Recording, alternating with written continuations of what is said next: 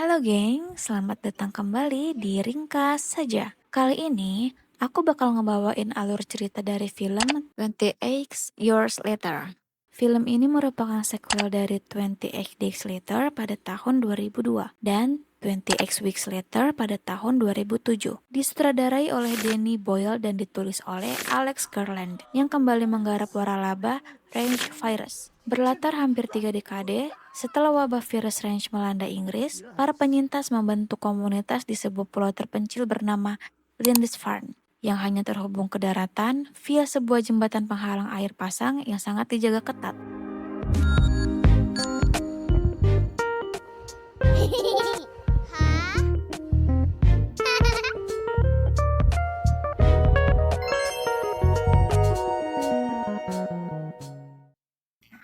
Hah?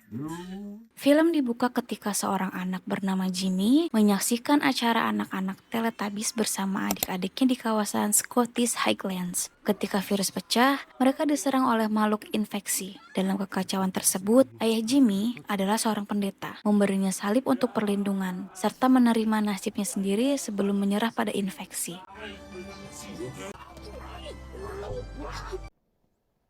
Sekarang kita masuk ke 20 tahun kemudian di daerah Lindisfarne. Komunitas ini hidup dengan aturan keras untuk bertahan. Salah satu anggotanya adalah keluarga yang terdiri dari Jamie, seorang ayah, Ayla, seorang ibu yang sakit, dan Spike, putra mereka. Spike menjalani semacam upacara kedewasaan berupa perburuan infeksi bersama ayahnya ke daratan utama, di mana mereka menemukan sosok infeksi yang diikat dan dijejali, ditandai dengan nama Jimmy.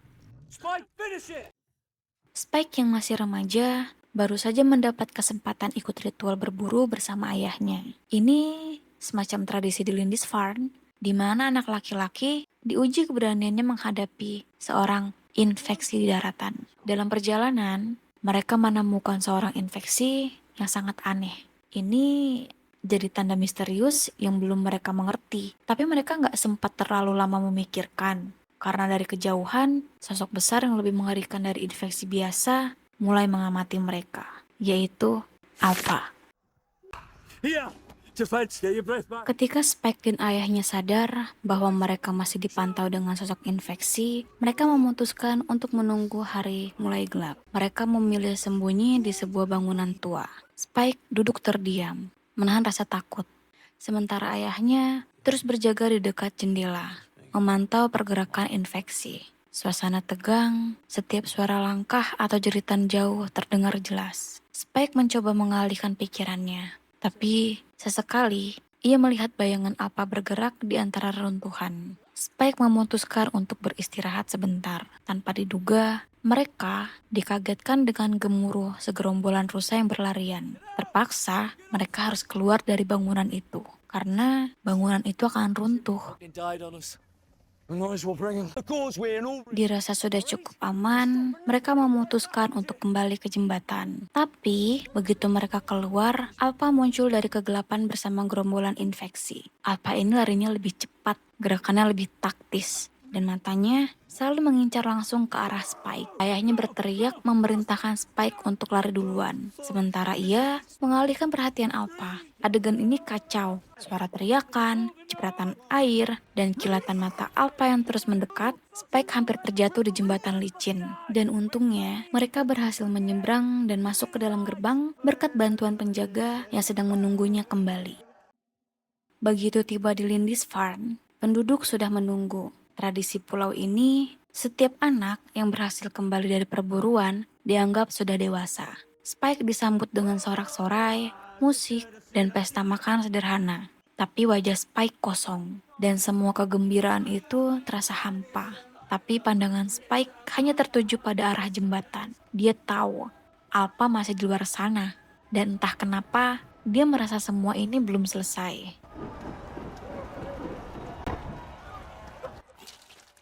Malam itu, di tengah pesta penyambutan, Spike melihat sesuatu yang bikin langkahnya terhenti. Ia melihat ayahnya berdansa dan tertawa bersama Roshi, wanita lain dari camp. Gerak tubuh mereka terlalu akrab, jauh dari sekedar teman. Spike terpaku, rasanya campur aduk memenuhi kepalanya. Bingung, marah, sekaligus kecewa. Ia memilih menjauh dari keramaian. Saat masuk, ia langsung menemukan ibunya, Ayla.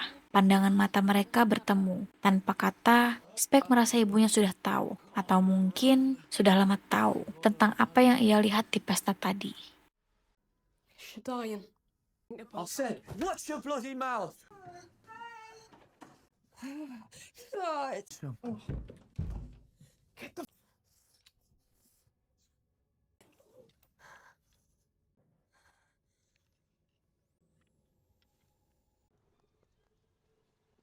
Setelah pesta itu, Spike tidak betah lagi di Lindisfarne. Ia semakin yakin ibunya membutuhkan bantuan medis yang tak ada di pulau. Mengingat adanya tanda asap di daratan, mereka memutuskan untuk diam-diam pergi ke daratan utama untuk mencari Dr. Kelson, seorang dokter yang kabarnya masih hidup. Perjalanan ini beresiko tinggi, apalagi air pasang bisa memutus jalan pulang kapan saja.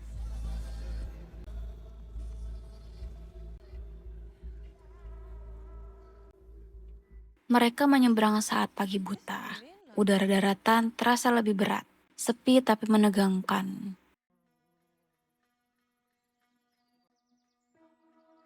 Saat malam tiba, mereka bersembunyi di sebuah rumah kosong. Spike berjaga, sementara ibunya beristirahat. Dari luar, terdengar suara seret dan geraman.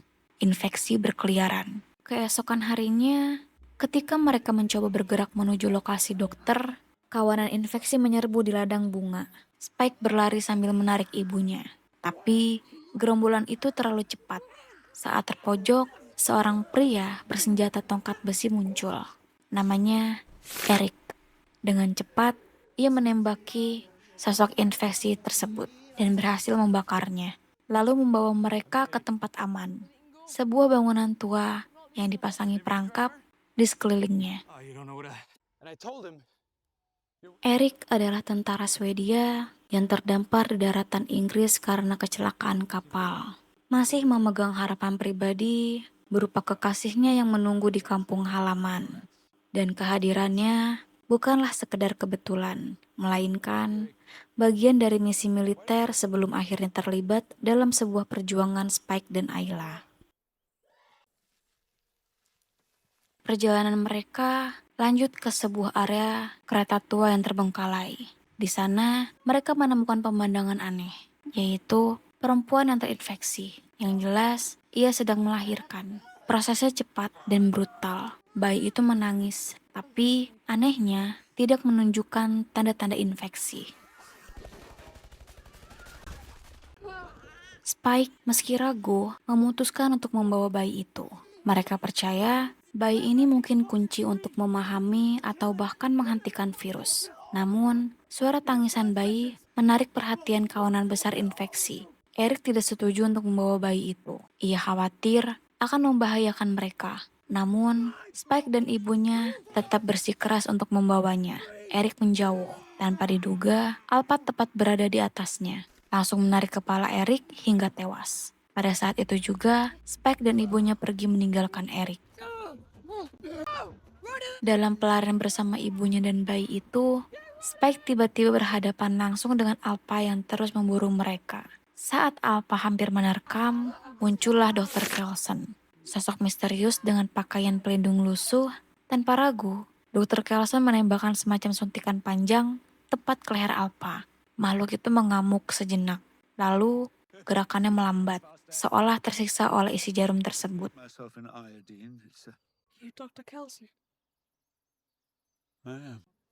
Spike, ibunya, bayi yang mereka selamatkan, dan Dr. Kelson mulai bergerak bersama menembus daratan yang sunyi, tapi penuh bahaya. Dr. Kelson memimpin jalan, mengenal rute-rute aman yang terhindar dari jalur infeksi. Di sela perjalanan, Kelson sesekali memeriksa bayi itu, memastikan ia benar-benar tidak terinfeksi. Bayi itu sehat, tangisnya menjadi satu-satunya suara hidup di tengah dunia yang nyaris mati.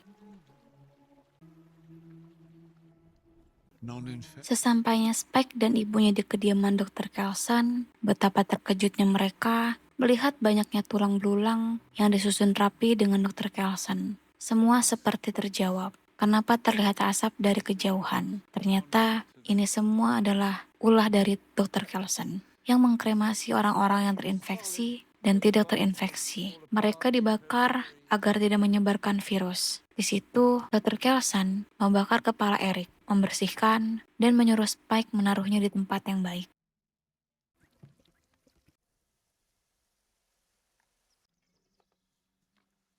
Dr. Kelson mendiagnosis sang ibu dengan kanker otak stadium akhir dan tidak ada harapan untuk sembuh. Dan obat-obatan yang ia butuhkan sangatlah langka di daratan ini. Spike hanya terdiam, memandangi ibunya yang mencoba tersenyum, seolah tidak terjadi apa-apa. Atas permintaannya, Kelson membantu keluarganya dengan euthanasia yang damai. Setelah itu, secara simbolis, Spike menempatkan tengkorak ibunya di puncak menara tulang, sebuah monumen penciptaan Kelson yang mengingatkan kita akan kematian, memento mori, dan pentingnya mengingat cinta, memento amoris.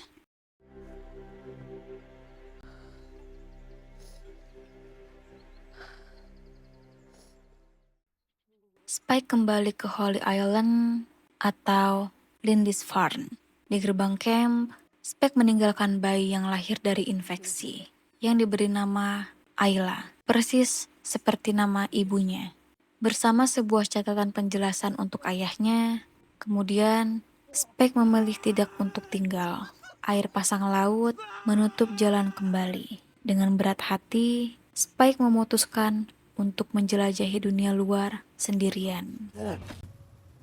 28 hari kemudian, Spike diserang oleh sekelompok infeksi. Saat nyaris tertangkap, ia diselamatkan oleh sekelompok misterius bernama The Jimmies.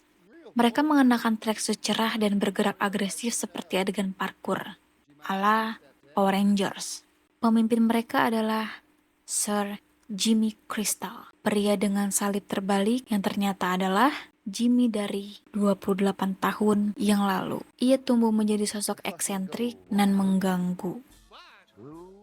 Film ini menutup adegan nuansa campuran antara kesedihan dan harapan. Melalui saat Despedida, Spike terhadap ibunya serta filosofi Kelson. Kedewasaan Spike muncul dari tragedi. Dengan meninggalkan bayi yang sehat, Spike menyematkan harapan masa depan. Kemunculan The Jimmies membuka celah besar bagi kisah selanjutnya, yang menjadi misteri yang kita juga nggak tahu apakah keselamatan masih ada di dunia pasca apokaliptik ini. Di sini adegan terakhir secara efektif udah menyiapkan landasan untuk sequel 28 Years Later, The Bone Temple, yang katanya diperkirakan tayang pada bulan Januari 2026. Di sini akan ada yang mengusung konflik lebih besar antara harapan dan kekuatan gelap, antara pencarian identitas dan pertarungan moral. Kalau kalian suka video ini, jangan lupa like, comment, dan subscribe ya. Bye-bye!